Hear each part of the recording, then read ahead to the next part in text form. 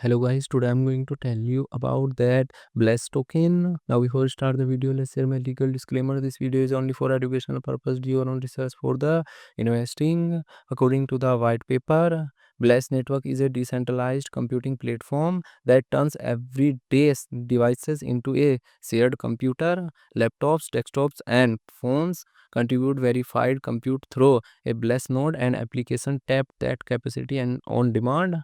As participation grows, the network scale with it, giving developers a practical way to run compute-intensive workloads, while node runners are rewarded for their network contributions.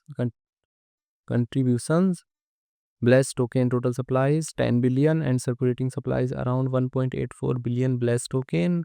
Blast token is listed on Binance Alpha, BingX, Kraken and other exchanges.